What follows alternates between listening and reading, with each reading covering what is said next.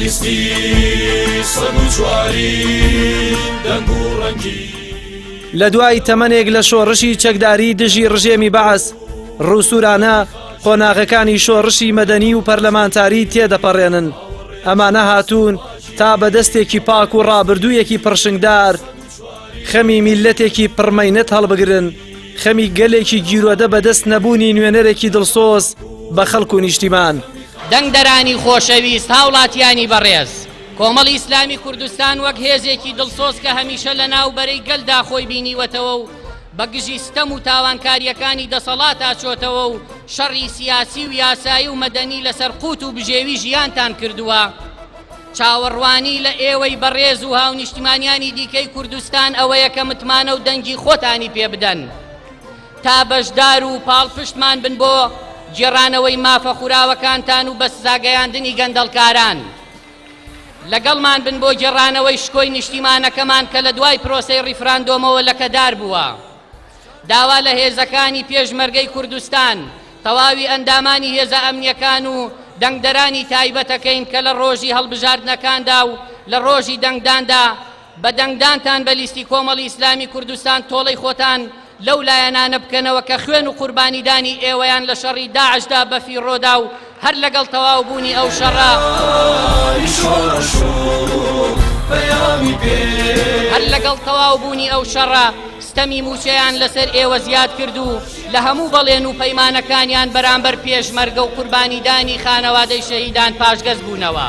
ئەوەی بووەتە جێگەی متمانە بۆ دەنگدەرانیان ڕاستگۆییان بووە لەگەڵ بەڵێنەکانی پێشویان و بە کەمینەیەکی کەمەوە لە ناوەندەکانی حکوومەت و پەرلەماندا هەمیشە دژی هەموو ستەمێکی دەسەڵاتداران وەستاونەتەوە و لەو پێناوەشدا بە پێچەوانەی بەرژەوەندی شەخسی و حیزبی باجیانداوە.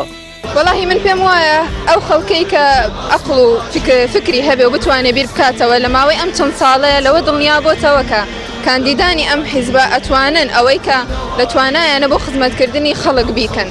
لەبەرەوە لەو بڕوایم خەڵکیش ئەتوانێت بڕیاری ئەوە بدات کە دەنگیان پێ بدات و بیان نێرێتە شوێنێک کە خزمەتی خۆیان پێ بدات. وڵای کاندیدەکانی ئێمە ئەگەر خەڵکی کوردستان بیان زانیایە بەس بەداخەوە بۆ خەڵکی کوردستان ئەگەر بیان زانیا کاندیدەکانی ئێمە چ کاندیدێکن چدا کۆکێکیان کردووە لە پەرلەمانی بەخا لە پەرلەمانی کوردستان زۆر بەداخەوە ئەبوایە بە ئەوانش کە ناتوانن سەود بن سەوتیان بیایە بۆ کاندیدەکانی ئێمە ئەگەر بیان زانیا چیان بۆم خەڵکە کردووە و چیان بۆ میلەتە کردووە. لەبەرەوەی کە ڕازگۆ بوون و کە توانیویان تونگوچۆڵ بن و لە هەموو بوارێکە ڕازگۆن و قسەیەکەکەن زیاد لە حەد نییە، قسەیەکەکەن تا پێیان جێبەجێ بکرێت.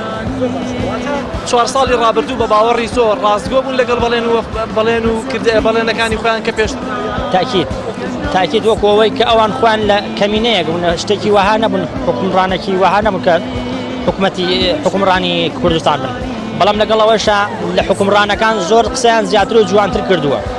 لەوە حوتۆ لەگەڵیان ئەم هیچ خەلەلێکیانتیانی و کۆمەڵی خەڵکی چاک و پاک و خەڵکێکن شوێنی متمان دەست پاکن داوێن پاکن جێی متمانن شایسەوەن هەموو کەسی دەنگیان پێ بدا. کەرنەڤاڵی پرتەقاڵی بۆ سەرخستنی لیستی 104 کۆمەڵی ئیسلامی بە جۆش و خۆشێکی زۆرەوە لە سلێمانی و بەڕێوە چوو کە تیدا ئەو دروشمانە بەرزکرانەوە و ئەو بەڵێنانە دووپاتکرانەوە کە کۆمەڵ بە کەمترین پەرلەمانتارەوە شۆڕشی دژە گەندەڵی گرتووەتە بەر و نەپساوانە کار بۆ دەرباسکردنی میلەتێک دەکات لە دەستی دەسەڵاتێک کەستەمکاریەکەی تاکی کوردی لێبێبەری نەکردووە و ئەوەی گەرەنتی سەرخستنی ئەو شۆڕشەشە تەنها متمانە ئیستەم لێکراوانە. جەلال محەممەد، کەناڵی ئاسمانی پەیام، سلێمانی.